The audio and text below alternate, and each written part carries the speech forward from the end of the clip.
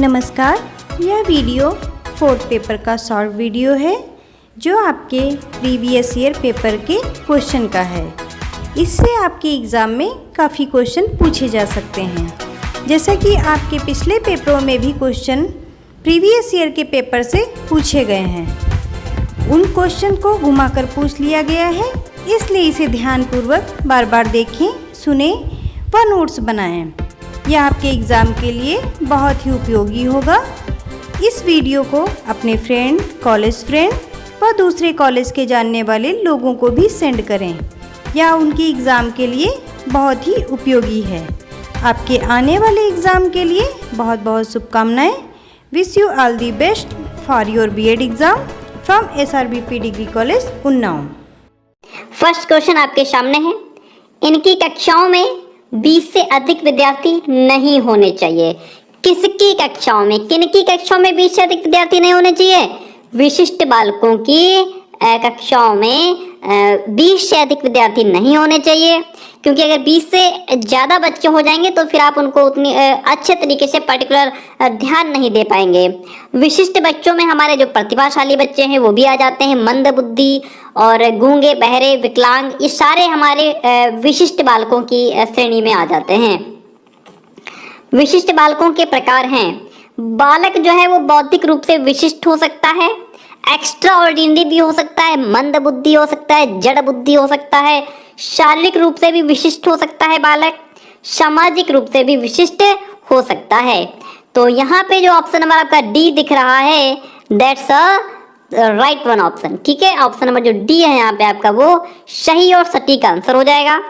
Dash एक बालक है जो शैक्षिक स्तर के स्थान निर्धारण में 1 से 2 वर्ष मंदित है। तो बालक जो यहाँ पे है वो आपका पिछड़ा बालक है। ऑप्शन नंबर डी आपका राइट वन हो जाएगा। फिर एक स्टेटमेंट लिखा हुआ है, आपके जितने ज़्यादा हो सके स्टेटमेंट आप पढ़ के जाइएगा। किसने कहा है? विशिष्ट एक समावेशी पद है जो किसी ऐसे बालक को व्यक्त करता है जिसकी निष्पत्ति मानक से या तो नीचे अथवा ऊपर इस सीमा तक विचलित होती है जिसके लिए विशेष शिक्षा कार्यक्रम तैयार करना निर्देशित होता है। ये बात आपके हैवार्ड एवं ऑरलेंस्की ने कही है। ऑप्शन यहाँ पे जो सी है आपका वो राइट वन है, हैवार्ड एवं ऑरलेंस्की। ऑप्शन सी आपका राइट वन है। विद्यालय में निर्देशन एवं परामर्श समिति का गठन कराने में सहयोग देता है परामर्शदाता। जो परामर्शदाता होता है वह विद्यालय में निर्देशन और परामर्श समिति का गठन कराने में सहयोग देता है। विद्यार्थियों को विषयों के चयन और उच्च अध्ययन के लिए उचित निर्देशन और परामर्श शिक्षक देता है। विद्यार्थियों को कौन देगा भाई? विद्यार्थियों को शिक्षक ही तो उचित निर्देशन और सलाह देगा अध्ययन के लिए, है ना। और निर्देशन परामर्श कौन देगा? शिक्षक देगा। किनको? विद्यार्थियों को। डैश एक शैक्षिक संस्था में छात्रों के अधिगम अनुभवों को संचालन करने और निर्देशन की प्रयोजनार्थ आधिकारिक क्षमता में नियुक्त एक व्यक्ति है। कौन है वो? वो आपका शिक्षक है। कौन है? वो आपका टीचर है। Option A is the right one. आगे बढ़ाते हैं। 8 नंबर क्वेश्चन कहता है वह निर्देशन कार्यक्रम को उचित रूप से संचालित करने के लिए विद्यालय के बजट में उपयुक्त प्रावधान कराता है। कौन कराता है? प्रधानाचार्य कराता है, प्रिंसिपल कराता है। डैश वह है जो व्यावसायिक, शैक्षिक एवं व्यक्तिगत मामलों के संबंध में विशेष रूप से चुनावों और समायोजना बनाने के लिए छात्रों को की व्यक्तिगत सहायता करता है। वो आपका परामर्शदाता होता है। कौन होता है? परामर्शदाता। ऑप्शन नंबर जो बी है यहाँ पे वो आपका राइट वन हो जाएगा। प्रत्येक शिक्षण संस्थान में निर्देशन एवं परामर्श के कर्मचारी वर्ग हैं प्रधानाचार्य, शिक्षक, पुस्तकालयाध्यक्ष। ये सभी जो है वो प्रत्येक शिक्षण संस्थान में निर्देशन और परामर्श के कर्मचारी वर्ग में आते हैं। ऑप्शन नंबर जो यहाँ पे आपका डी है वो एकदम राइट वन ऑप्शन है। व्यक्ति के व्यवहार का निरीक्षण किया जाता है प्रेक्षण प्रविधि में। किसमें? प्रेक्षण प्रविधि में। उपलब्धि परीक्षण बालक की वर्तमान योग्यता या किसी विशिष्ट विषय के क्षेत्र में उसके ज्ञान की सीमा का मापन करते हैं। ये बात गैरिसन कहते हैं। कौन है? ये बात आपके कहने वाले कौन है? गैरिसन है। ऑप्शन नंबर ए आपका सही है। देखिए कितने कथन आपको मिल रहे हैं, तो ये तो आपको रटने ही पड़ेंगे, है ना। सामाजिक समस्याओं के कारणों को खोजना है, क्या है? व्यक्ति इतिहास है। उपचार है, निदानात्मक है, तो इसमें निदानात्मक है। ऑप्शन नंबर जो सी है आपका वो राइट है। ऑप्शंस को थोड़ा डीपली पढ़ते चलिए, क्वेश्चन यहीं से घुमाएगा तो फिर आप कंफ्यूज होंगे। शैक्षिक प्रक्रिया का अंग कौन है? निर्देशन, गाइडेंस। गाइडेंस जो है वह आपका एजुकेशनल प्रोसेस का ही एक पार्ट है। निम्न में से अधिक व्यापक प्रक्रिया कौन सी है? निर्देशन जो है, जो गाइडेंस है, यह काफी जो है वो कॉम्प्रिहेंसिव प्रोसेस है, अधिक व्यापक प्रक्रिया है। परामर्शदाता केंद्रित परामर्श है, निदेशात्मक परामर्श, डायरेक्टिव काउंसलिंग। ऑप्शन बी यहाँ पे आपका राइट वन हो जाएगा। ठीक है, परामर्शदाता केंद्रित परामर्श है कौन सा? निदेशात्मक परामर्श। निदेशात्मक, अनिदेशात्मक और सर्वग्राही किसके प्रकार हैं? परामर्श के प्रकार हैं। परामर्श आपका निर्देशात्मक हो सकता है, अनिदेशात्मक हो सकता है, सर्वग्राही भी हो सकता है।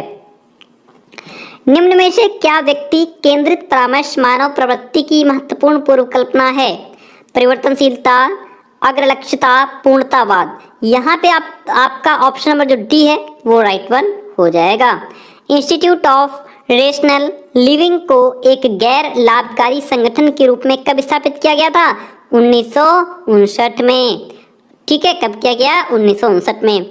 निम्नलिखित में से किस उपागम में परामर्श प्रार्थी परामर्शक से अधिक सक्रिय रहता है? जो परामर्श प्रार्थी होता है वह परामर्शदाता से या परामर्शक से अधिक सक्रिय कब रहता है? अनिदेशात्मक परामर्श में जो परामर्श प्रार्थी होता है वह परामर्शदाता से अधिक एक्टिव रहता है। 21 नंबर क्वेश्चन की बात करते हैं। विद्यार्थियों को परामर्श की आवश्यकता क्यों होती है? वर्तमान समस्याओं के समाधान के लिए उन्हें परामर्श चाहिए, सलाह चाहिए, और भावी आने वाली समस्याओं से बचने के लिए भी उनको परामर्श चाहिए। योग्यता के अनुसार अधिक से अधिक लाभ के लिए भी उनको परामर्श चाहिए। इसलिए ऑप्शन नंबर जो डी है आपका वो यहाँ पे सही हो जाएगा। ठीक है, all of the above. Next one, व्यवहारवादी परामर्श मुख्यतः किस पर बल देता है? क्रिया पर। निम्नलिखित में से क्या परामर्श का मुख्य उद्देश्य है? तो परामर्श का मुख्य उद्देश्य संज्ञान सूचनाएं प्राप्त करना, सामाजिक कौशल डेवलप करना, परामर्श प्रार्थी की समस्या की पहचान करना। ऑप्शन नंबर जो यहाँ पे डी है आपका वो राइट वन हो जाएगा। 24 नंबर क्वेश्चन कहता है परामर्शदाता एवं परामर्श प्रार्थी द्वारा समायोजन के लिए उठाए गए कदमों को किस पद में रखा जाता है? परामर्श के पद में। ऑप्शन बी आपका सही है। निम्नलिखित में से क्या परामर्श प्रक्रिया का पद नहीं है? अन्वेषण जो है वो परामर्श प्रक्रिया का पद नहीं है, क्योंकि अन्वेषण का मतलब होता है एक्सप्लोर करना, खोज करना। परामर्श प्रक्रिया का विश्लेषण पद संबंधित है तथ्यों के संकलन से। परामर्श प्रक्रिया का विश्लेषण पद किससे संबंधित है? तथ्यों के संकलन से। ऑप्शन बी आपका राइट वन हो जाएगा। परामर्श प्रक्रिया के किस पद में समस्याओं के कारणों के बारे में निष्कर्ष निकाला जाता है? ऑप्शन ए आपका सही है, निदान। निम्नलिखित में से किसने परामर्श प्रक्रिया के 6 पदों की चर्चा की है? विलियमसन एवं डरले ने। विलियमसन एवं डरले ने परामर्श प्रक्रिया के 6 पदों की चर्चा की है। किसने? विलियमसन एवं डरले ने।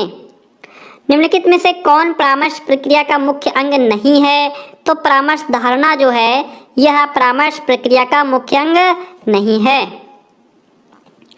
परामर्श सेवाओं का लक्ष्य सदैव एक शिशु, एक नवयुवक या एक वयस्क को अपने सामूहिक संबंधों में अधिक सूक्ष्म आत्माभिव्यक्ति और अधिक रचनात्मक मूल्य प्राप्त करने में सहायता देना है। ये बात क्रो एंड क्रो कहते हैं।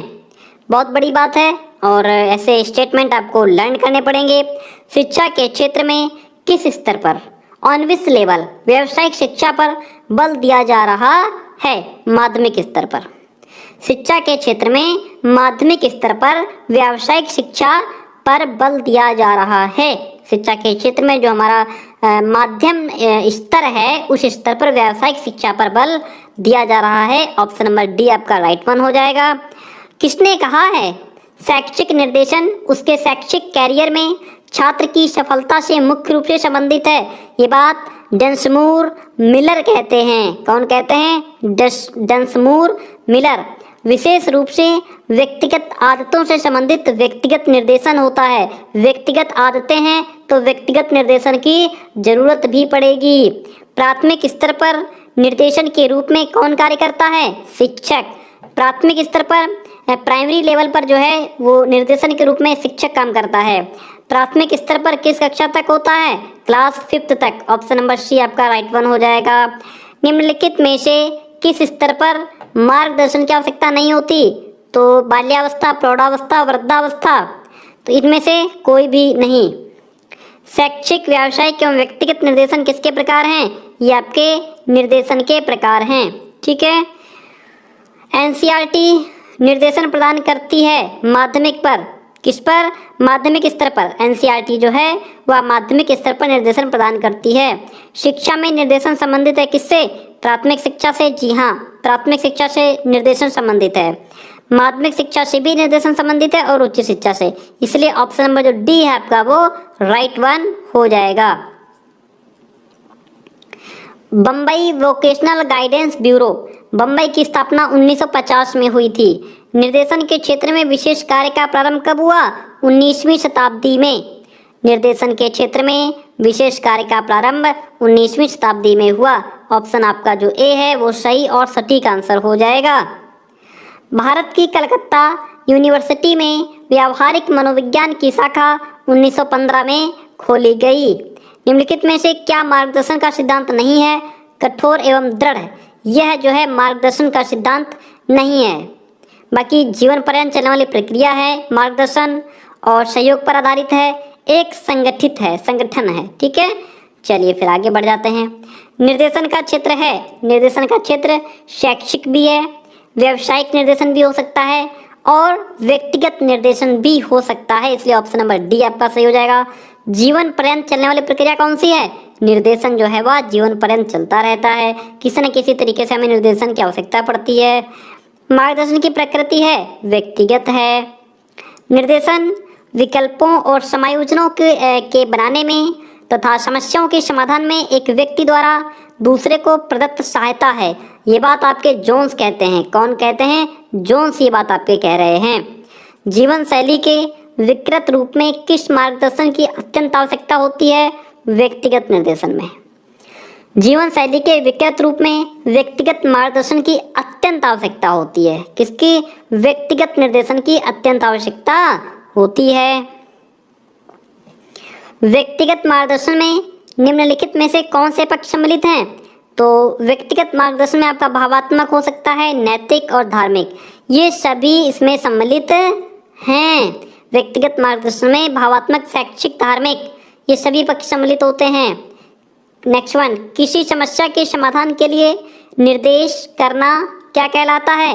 निर्देशन कहलाता है। क्या कहलाता है? निर्देशन कहलाता है। वस्तुनिष्ठ प्रविधि इसमें से कौन सी नहीं है? क्रियात्मक अनुसंधान वस्तुनिष्ठ प्रविधि नहीं है।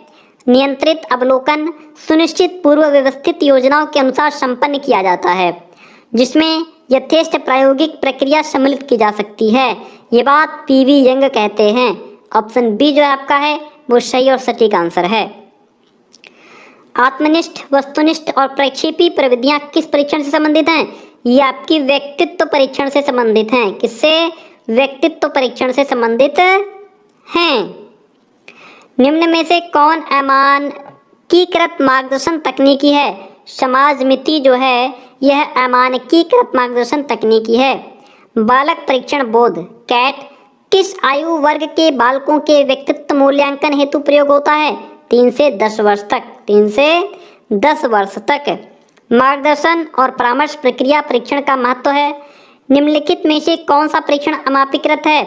समाजमिति जो परीक्षण है यह अप्रमापीकृत है। प्रासंगिक अंतर्बोध परीक्षण के संबंध में क्या असत्य है? लिखित परीक्षण, ये बात यहाँ पे असत्य है, गलत है, फॉल्स है। बच्चे अनुचित व्यवहार क्यों करते हैं? घर एवं विद्यालय के नियमों को समरूप समझना, इसीलिए बच्चे अनुचित व्यवहार करते हैं।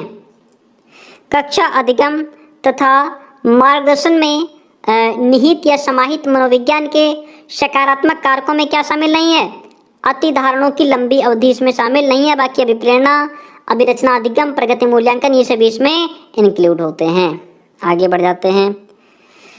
व्यक्तित्व परीक्षण के संदर्भ में क्या सत्य नहीं है? आत्मकथा वस्तुनिष्ठ विधि का भाग है, ये बात इसमें शामिल नहीं है। परामर्श प्राप्त करने की एक तकनीकी मानकीकृत है। निम्न में से कौन एक मानकीकृत तकनीकी है? बुद्धिमत्ता। क्या ऑप्शन हो जाएगा इसमें? बुद्धिमत्ता हो जाएगा। नेक्स्ट वन क्वेश्चन कहता है, देखिए, साक्षात्कार के संबंध में कौन सा कथन असत्य है? साक्षात्कार एक आत्मनिष्ठ विधि है, ये तो बात सत्य है। अनुवर्तन कार्य को उत्तर साक्षात्कार चरण कहते हैं, बात ये भी सही है। यह विधि समस्या पर केंद्रित होती है, बात ये भी सही है। साक्षात्कार प्रक्रिया असंवेदनशील होती है, बात बिल्कुल यहाँ पे गलत है। ठीक है, असत्य कह रहा था कि असत्य ढूंढिए और हम लोगों ने असत्य ढूंढ लिया। ऑप्शन बी आपका गलत था। वर्ष 1987 में एल.एन. दुबे और अर्चना दुबे द्वारा किस परीक्षण का निर्माण किया गया था? वाक्य पूर्ति परीक्षण का। किसका? वाक्य पूर्ति परीक्षण का निर्माण किया गया था। रोर्सा परीक्षण में कार्डों की संख्या कितनी होती है? 10 होती है। कितनी? 10। ऑप्शन नंबर जो आपका ए है यहाँ पे वो सही और सटीक आंसर हो जाएगा। आगे बात कर लेते हैं, बालक बोध परीक्षण, कैट परीक्षण के प्रतिपादक कौन है? लियोपोल्ड बैलक। कौन है? लियोपोल्ड बैलक। ऑप्शन नंबर बी जो है यहाँ पे वो आपका सही और सटीक आंसर है। व्यक्ति अध्ययन के लिए संग्रहणीय तथ्य कौन सा है? भौतिक परिवेश, सामाजिक आर्थिक परिवेश भी इसमें शामिल होता है, सांस्कृतिक परिवेश भी शामिल होता है। ऑप्शन नंबर जो डी है आपका वो राइट वन हो जाएगा। विशिष्ट योग्यता परीक्षण किससे संबंधित है? संगीत से भी संबंधित है, कला से भी संबंधित है, यांत्रिकी से भी संबंधित है। ऑप्शन नंबर जो डी है आपका वो राइट वन हो जाएगा। उपलब्धि परीक्षण वह अभिकल्प है जो एक पाठ्यक्रम के विभिन्न विषयों में व्यक्ति के ज्ञान, समय व कौशल का मापन करता है। यह कथन फ्रीमैन का है। किसका कथन है? फ्रीमैन का कथन है ये। ठीक है, जीवन की नई समस्याओं के प्रति सामान्य अभियोजनशीलता को बुद्धि कहते हैं। ये बात स्टर्न ने कही है। ऑप्शन आपका सी यहाँ पे राइट वन है, स्टर्न ने ये बात कही है। निम्नलिखित में से कौन प्रमाणीकृत तकनीकी नहीं है? प्रक्षेपण परीक्षण जो है यह प्रमाणीकृत तकनीकी नहीं है।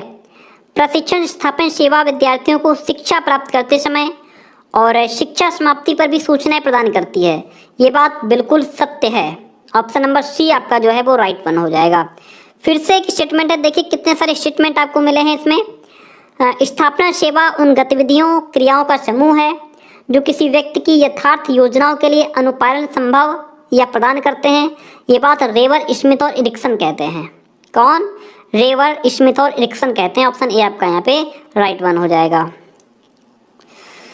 व्यक्ति अनुसूचित सेवाएं विद्यार्थी के किस पक्ष से संबंधित हैं? ये शैक्षिक पक्ष से भी संबंधित हैं, पारिवारिक पक्ष से भी संबंधित हैं और आंतरिक योग्यताओं के पक्ष से भी संबंधित हैं। उपरोक्त सभी यहाँ पे राइट हो जाएगा। व्यावसायिक सूचना सेवा किसका प्रमुख अंग है? विद्यालय में निर्देशन एवं परामर्श सेवाओं का। ठीक है, ऑप्शन बी यहाँ पे आपका राइट वन हो जाएगा। शैक्षिक, देखिए शैक्षिक सूचना सेवा के स्रोत हैं विवरणिका, प्रवेश विवरणिका और पत्रिका। ये सभी शैक्षिक सूचना सेवा के स्रोत हैं। ऑप्शन नंबर जो डी है आपका वो राइट है। विद्यालय में निर्देशन सेवाओं के प्रमुख रूप नहीं है। परामर्श सेवाएं, सूचना सेवाएं और व्यक्ति अनुसूचित सेवाएं, ये सभी सेवाएं विद्यालय में निर्देशन सेवाओं के प्रमुख रूप हैं, लेकिन विद्यालय का जो प्रशासन है या निर्देशन सेवाओं का प्रमुख रूप नहीं है। ऑप्शन ए आपका हो जाएगा। विद्यालय में निर्देशन एवं परामर्श सेवाओं की व्यवस्था का प्रमुख उद्देश्य क्या होता है? विद्यार्थियों की सर्वांगीण विकास के लिए। विद्यार्थियों का सर्वांगीण विकास हो सके, उनका आध्यात्मिक, राजनीतिक, नैतिक, चारित्रिक हर तरीके का विकास हो सके, सामाजिक, आर्थिक, राजनीतिक, आध्यात्मिक जो भी हो। विद्यालयों में निर्देशन सेवाओं हेतु सूचनाएं होनी चाहिए, शैक्षिक भी होनी चाहिए, व्यक्तिगत हो, सामाजिक और मनोवैज्ञानिक हो। इसलिए ऑप्शन नंबर जो डी है आपका वो यहाँ पे राइट वन ऑप्शन हो जाएगा। निर्देशन सेवाएं हैं तो आकस्मिक, अव्यवस्थित, उपरोक्त दोनों संगठित हैं। ऑप्शन डी यहाँ पे आपका राइट वन हो जाएगा। निर्देशन विशेष सेवाओं की श्रृंखला है, ये बात क्रो एंड क्रो कहते हैं। कौन कहते हैं? ये बात आपकी क्रो एंड क्रो कहते हैं। निर्देशन समिति के गठन में शामिल करना चाहिए किसको?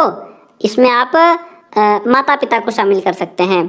किस आयोग ने प्राथमिक स्तर से ही निर्देशन कार्यक्रम प्रारंभ करने का सुझाव दिया था? कोठारी आयोग ने। किसने? कोठारी आयोग ने प्राथमिक स्तर से ही निर्देशन कार्यक्रम प्रारंभ करने का सुझाव दिया था। ऑप्शन ए यहाँ पे आपका राइट वन हो जाएगा। केंद्रीयकृत, विकेंद्रीकृत और मिश्रित निर्देशन सेवाओं के संगठन के हैं आधारभूत कारक। ऑप्शन बी आपका राइट वन हो जाएगा। निर्देशन सेवाओं के संगठन के आधारभूत कारक क्या हैं? इसमें आपका विद्यालय स्तर आ जाएगा और पर्सनल नीड्स आ जाएंगी, सामुदायिक रुचि आ जाएगी, तो यहाँ पे आपका जो ऑप्शन नंबर डी है वो राइट हो जाएगा। आवश्यकता, रुचि, सार्वभौमिकता और सहयोग विद्यालय निर्देशन सेवाओं के क्या हैं, ये सिद्धांत हैं। ठीक है, ऑप्शन बी आपका राइट हो जाएगा। अखिल भारतीय स्कूल शिक्षा का सर्वेक्षण कब हुआ? 2007 में। निर्देशन सेवाओं में विद्यालय से संबंधित लोग शामिल होते हैं, शिक्षक शामिल होते हैं, इसमें प्रधानाचार्य शामिल होता है, पुस्तकालय का अध्यक्ष शामिल होता है, इसलिए ऑप्शन नंबर जो डी है आपका वो राइट वन हो जाएगा। नेक्स्ट की बात कर लेते हैं। विद्यालय निर्देशन सेवा संगठन का प्रयोजन विद्यार्थियों की सहायता करना है। किस प्रकार की सहायता? शैक्षिक, व्यावसायिक और रोजगार से संबंधित। ठीक है, विद्यालय में अच्छे निर्देशन संगठन की विशेषता है कि मानसिक रूप से मंदित बालक लाभान्वित हों, पिछड़े बालक भी लाभान्वित हों, प्रतिभाशाली बालक भी लाभान्वित हों। ऑप्शन नंबर जो डी है वो आपका यहाँ पे राइट वन हो जाएगा। निर्देशन कार्यक्रम को विद्यालयों में उचित रूप से संचालित करने के लिए निर्देशन सेवाओं का संगठन आवश्यक है। ऑप्शन सी आपका राइट हो जाएगा। आगे बढ़ जाते हैं। विद्यालय में समूह गतिशीलता के कारक क्या हैं? विद्यालय वातावरण। कक्षा में सभी की आपसी संतोषजनक अंतःक्रिया है, क्या है? समूह गतिशीलता। ऑप्शन बी आपका राइट हो जाएगा। समूह गतिशीलता के कारक क्या हैं? गृह, विद्यालय, पास पड़ोस, ये सभी जो हैं समूह गतिशीलता के कारक हैं। ऑप्शन नंबर डी आपका राइट हो जाएगा।